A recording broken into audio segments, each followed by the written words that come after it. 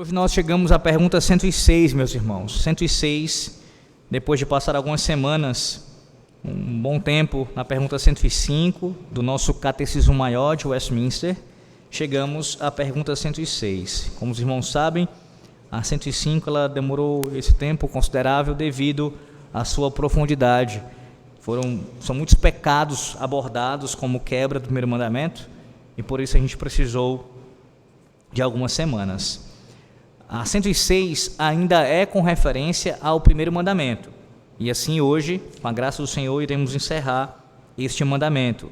Mas ela é mais curta, a sua tratativa aqui. Na verdade, é apenas sobre a expressão diante de mim. Lembra do primeiro mandamento? Não terás outros deuses diante de mim. Então a 106 aborda somente essa expressão diante de mim.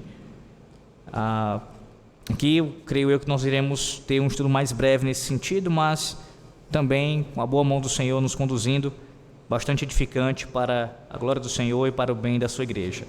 106, pergunta 106, eu lerei a pergunta, vamos ler a resposta. Fiquem atentos aí para lerem a resposta juntos, em uníssono. Pergunta 106 diz assim: o que nos é particularmente ensinado pelas palavras diante de mim no primeiro mandamento? Resposta: as palavras além de mim, no primeiro mandamento, ensinam que Deus, que tudo vê, nota especialmente se ofende muito, com o pecado de ter-se qualquer outro Deus, de maneira que elas sirvam de argumento para nos dissuadir desse pecado, de agravá-lo assim como para nos persuadir e fazer como diante de Deus, uso que representa no seu serviço. Observe como na própria resposta do nosso catecismo você já tem aqui a explicação do que significa diante de mim. As palavras diante de mim ou diante da minha face. Por quê? Por que o catecismo traz isso? Por que nossos pais, quando escreveram, eles usaram também essa expressão aqui, secundária? Ora, por quê? Porque no original hebraico é essa a ideia. No original hebraico, lá em Êxodo capítulo 20, versículo 3, a expressão é exatamente essa. A palavra aparece lá é panim, panim. Essa palavra traz essa ideia de diante da minha face. Diante da minha face. Não terás outros deuses diante da minha face. Quem está falando isso? O Senhor Deus. É assim que você deve ouvir ou ler o mandamento. Fala lá para Êxodo 20, para você ver isso no próprio texto. Claro, você não verá na sua tradução, como eu estou dizendo aqui, mas eu digo com relação ao texto, observar isso no texto, né? Ter essa ideia presente no texto. Êxodo 20, versículo de número 3, veja aí. Não terás outros deuses diante da minha face, ou perante a minha face. É o Senhor falando isso para o seu povo. Vocês não podem ter outros deuses. E é inevitável, uma coisa é ligada à outra. Quando o povo tem outros deuses, necessariamente constitui falsos deuses perante a face do Senhor Deus.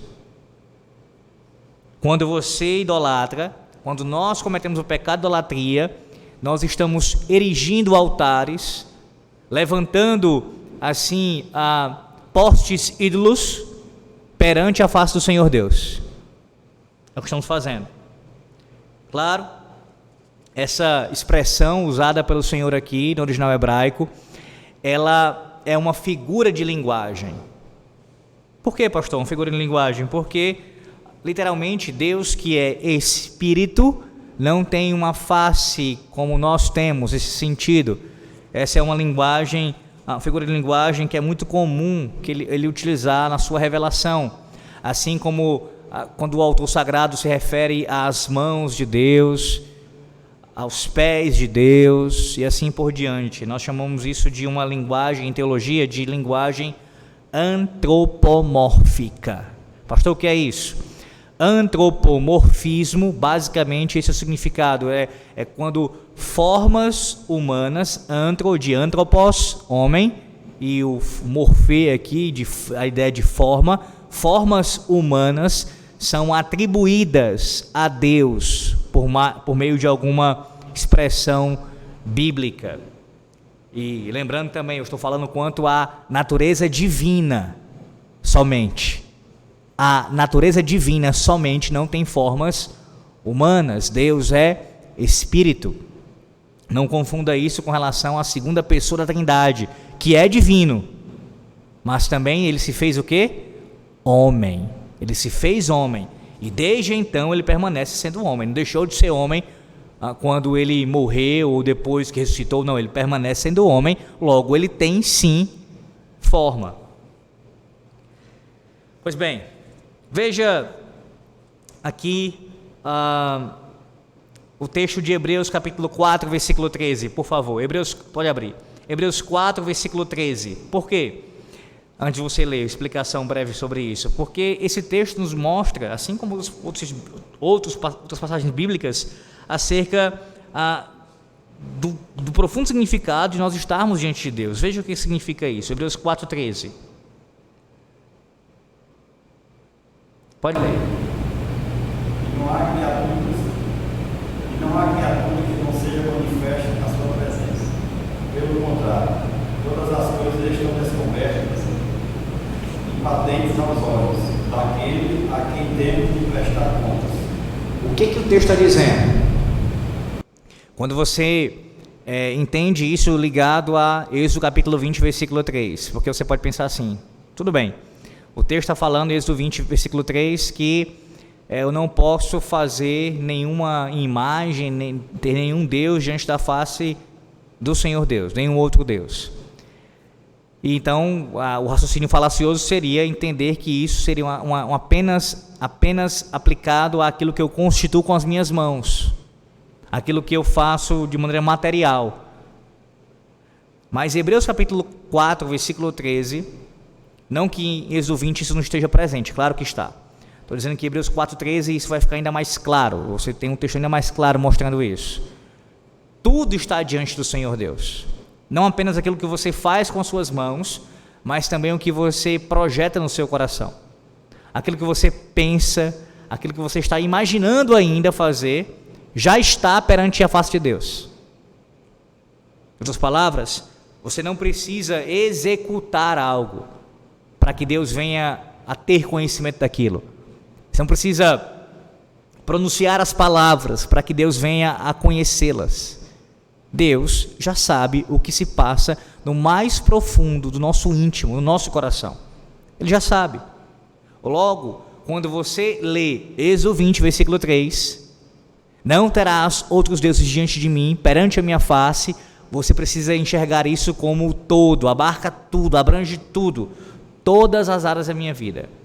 Eu não posso criar um Deus, um falso Deus, no meu pensamento, na minha imaginação. Eu não devo cogitar sequer, deixar passar pela mente, de passagem, não. Qualquer tipo de pensamento, por mais bobo que possa parecer, se ele for um pensamento contrário ao primeiro mandamento, é um pensamento que é idolátrico, é fazer um outro Deus perante a face do Senhor Deus. E aqui você enxerga a profundidade do mandamento mais uma vez. Você sabe muito bem que os 10 mandamentos, eles se referem a muito mais coisas do que você consegue enxergar à primeira vista, do que você consegue observar no primeiro momento ali, ou antes de uma escavação, apenas observando a superfície. Quando você começa a fazer as escavações, você vai verificando a profundidade do mandamento ou dos mandamentos. E esse é um outro exemplo. O mandamento não se refere apenas àquilo que você expressa de maneira externa diante do Senhor. Internamente também, você pode muito bem fazer altares para falsos deuses, e isso será fazer diante da face de Deus. Tentando ser o mais direto possível, o mais direto possível. Alguém que se prostra diante de uma imagem e adora um falso Deus, ele está com o seu corpo, externamente ele está colocando seus joelhos dobrados, né, fazendo uma genuflexão, ele está se ajoelhando diante de uma imagem, ele está com as suas mãos levantadas, ele está balbuciando palavras, e outra pessoa que está fazendo isso somente no seu coração, seja para uma falsa divindade criada aí por alguma religião, ou seja lá o que for que ele está colocando como ídolo no seu coração, pode ser o que for, pode até ser um ente querido dele, um ídolo no seu coração. As duas coisas que estão acontecendo são sim pecados que envolvem colocar falsos deuses perante a face do Senhor, ainda que você possa observar maior gravidade em alguns casos, não tenha dúvida quanto a isso. Existem, mesmo com relação a isso, há casos mais graves. O primeiro que eu citei é um caso mais grave, é um pecado ainda mais grave. O que eu quero dizer é que os dois constituem ser da mesma natureza. São pecados contra o primeiro mandamento, são pecados que os dois envolvem construir altares perante a face de Deus, um internamente, o outro externamente. Essencialmente, nesse sentido, são a mesma coisa, são graves diante da face do Senhor Deus. E a pergunta é, como é que pode, né, ainda nós termos relatos bíblicos de pessoas que tentaram fugir da face do Senhor Deus? Pelo menos dois exemplos que a gente pode dar com relação a isso, tem outros, mas pelo menos dois que nos vêm à mente assim, e aqui citando especialmente o catecismo, o comentário do catecismo, o comentarista ele dá também esses exemplos. O primeiro é de Adão e Eva, vocês podem depois relembrar isso lendo o texto bíblico de Gênesis capítulo 3, versículo 8, quando o homem e a mulher fogem da face do Senhor Deus. Essa narrativa, esse momento é mais um amparo bíblico ali para nós entendermos que Deus, ele quando vinha ter com o homem naqueles dias, ele vinha ter através de teofania, isto é, uma manifestação visível. Adão e Eva, quando Deus falava com eles, eles viam alguma coisa. Deus vinha falar com eles através de alguma manifestação visível, tanto é que eles se escondem quando Deus está se aproximando para falar com eles. Eles fogem. Um outro caso bíblico também de alguém que fugiu da face do Senhor Deus foi Jonas. Logo no capítulo 1 de Jonas, no seu início ali, o texto diz que Jonas ele foge. Deus havia dado uma ordem para ele proclamar a palavra dele em Nínive, na Assíria, a capital da Assíria. E Jonas, ele pega uma embarcação e foge para Tarsis. Ele vai na direção contrária ao que Deus tinha ordenado. Também foge. Então você tem pelo menos dois casos emblemáticos de pessoas fugindo da face do Senhor Deus. Ou melhor dizendo, tentando fugir.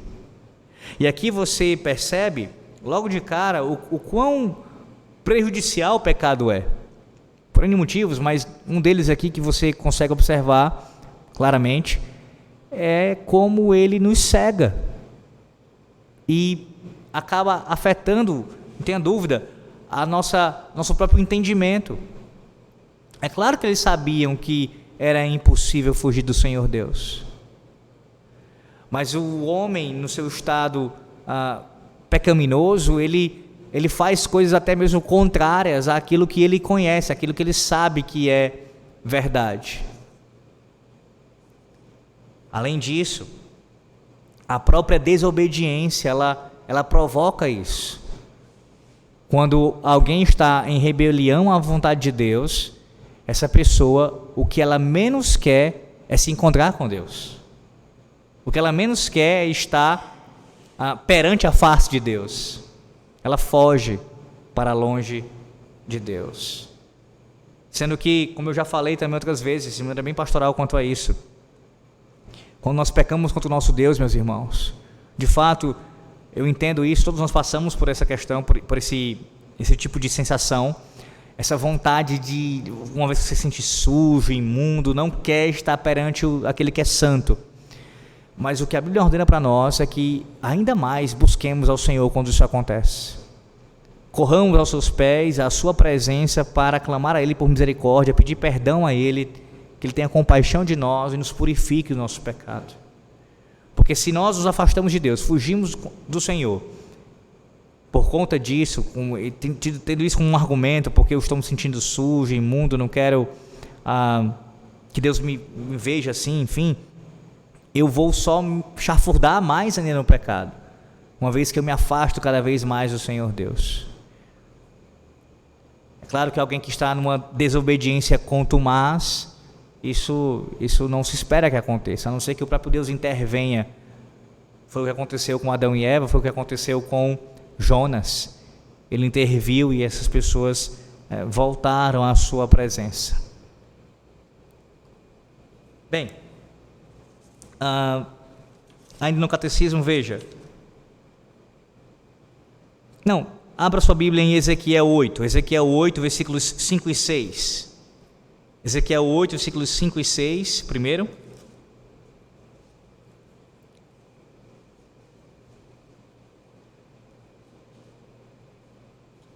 Pode ler.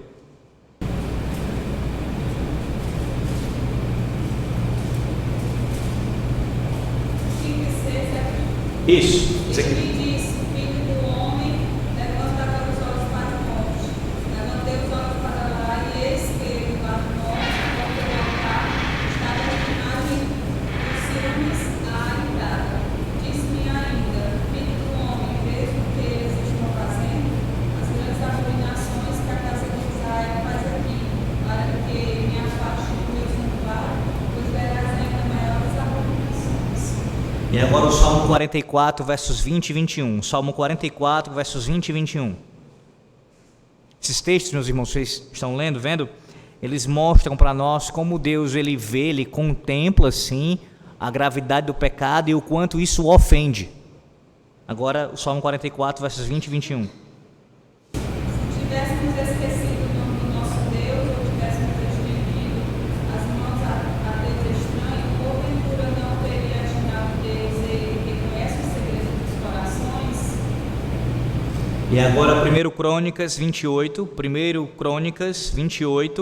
versículo 9. Observe como, desde que Deus vê e sabe todas as coisas, deveríamos nos lembrar disso e compreender que devemos viver e trabalhar à sua vista. 1 Crônicas 28, 9.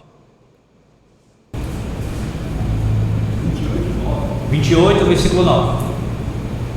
Tu, meu filho Salomão, conhece o Deus do teu pai e serve de coração íntegro e alma voluntária, porque o Senhor esquadrinha todos os corações e penetra todos os desejos do pensamento.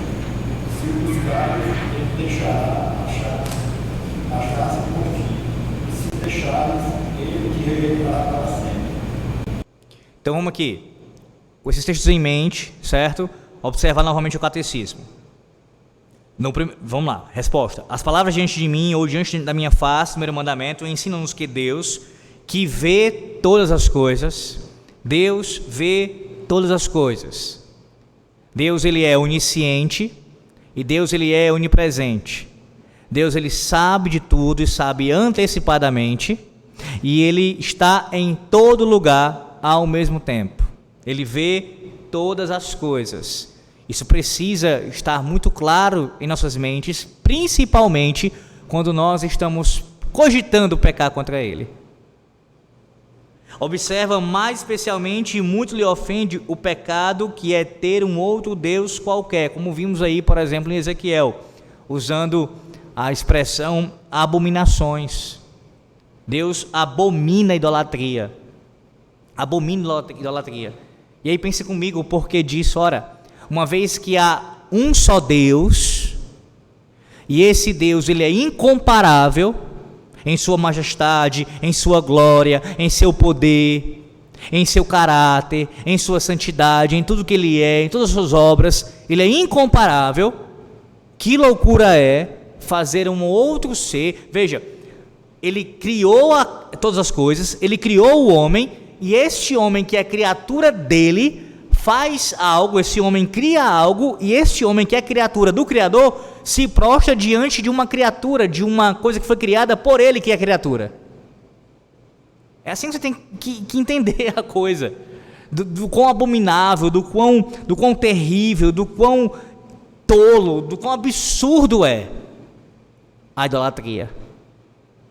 A criatura rendendo graças, louvor e glória a algo ou alguma coisa que ela mesma inventou, que ela mesma projetou na sua mente e fez. Então não tem como. É algo que é lógico e é a consequência natural, uma vez que Deus é o único Deus.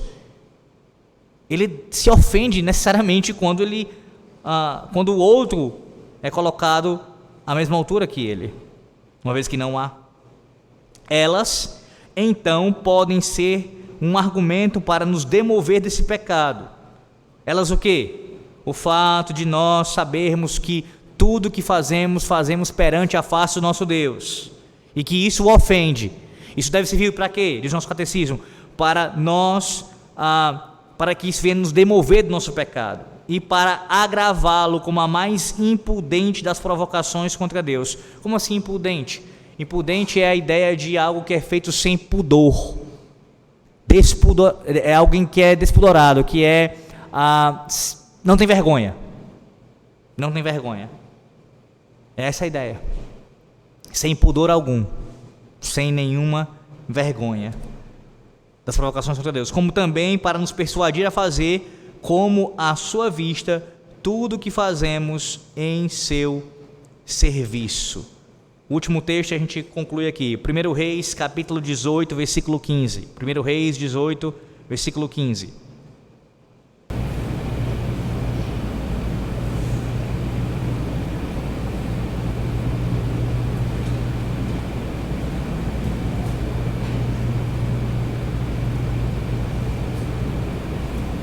Disse-lhes, tão certo como diz o Senhor dos Exércitos, perante cuja face estou, deveras hoje, me apresentarei a ele. Que texto é esse? Quem é esse que está falando aí? Quem é? É o profeta? Elias. Perceba a consciência do profeta aqui.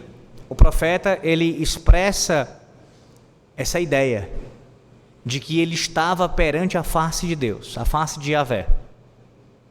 E esse texto bíblico é usado aqui para servir como apoio exegético para essa proposição da nossa confissão, essa parte final do nosso catecismo. Veja aí, como também para nos persuadir a fazer, como à sua vista, tudo que fazemos em seu serviço. Como assim, pastor? Da mesma forma que você precisa, ou melhor, que esse mandamento, essa expressão, diante de mim, perante a minha face, deve nos conduzir para o maior temor, reverência, pudor, para que nós não venhamos a pecar contra o nosso Deus, sabendo que tudo que fazemos perante a sua face. Da mesma forma, isso deve nos conduzir para que nós venhamos a prestar um serviço a Deus ainda mais obediente, ainda mais adequado, porque tudo que fazemos perante a sua face. O culto que prestamos, o trabalho que nós temos doméstico e fora de casa, tudo, nossos estudos, tudo, absolutamente tudo, e é desse conceito bíblico que não aparece apenas em Êxodo 20, versículo 3, mas em toda a Bíblia, que foi extraída pelos teólogos antigos, foi dada uma expressão em latim pelos teólogos antigos chamada coram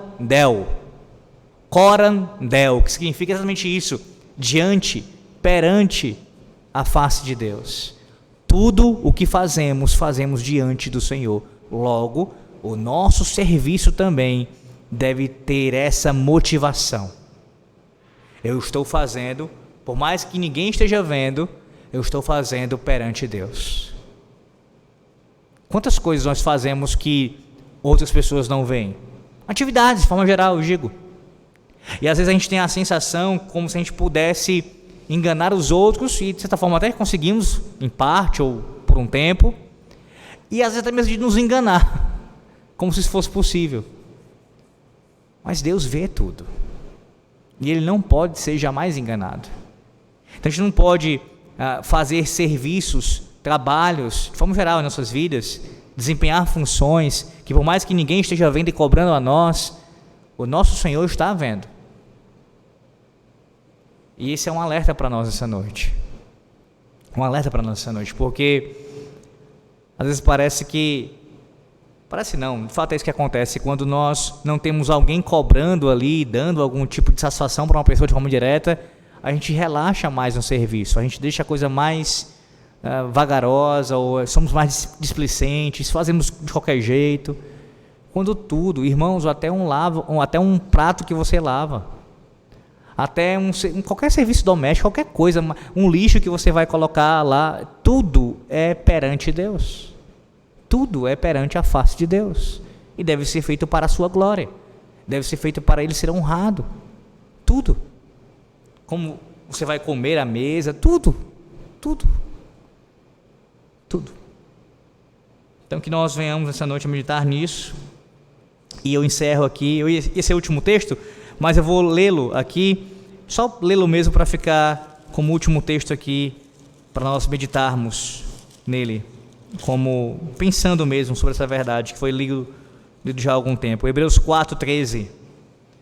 E não há criatura que não seja manifesta na sua presença. Pelo contrário, todas as coisas estão descobertas e patentes aos olhos daquele a quem temos de prestar contas. Lembre-se dessa última expressão. Todas as coisas, todo o serviço, a linguagem do catecismo, que você presta ao Senhor. Sim, porque você presta serviço ao Senhor em tudo que você faz. Como marido, como esposa, como pai, como mãe, como filho, como trabalhador, tudo que você faz, como cidadão, você faz para o Senhor. Tudo isso está sendo visto por Ele. O fim último qual é? Porque você vai prestar contas a Ele.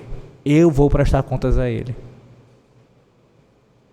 Então que nós façamos para a sua glória, para o seu louvor, tendo em mente o primeiro mandamento e assim guardando no coração e descansando em Cristo. Sempre lembro disso aos irmãos.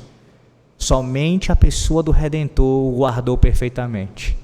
Somente o nosso mediador, somente Ele nunca teve Deus falso algum perante a face de seu Pai. Somente Ele, porque Ele foi assim perfeito em sua justiça, Ele é perfeito em sua justiça e nele estamos, podemos descansar. Mas que você não venha a ser relaxado, e sim isso venha a lhe conduzir à sua santificação, para a glória de Deus Pai. Amém.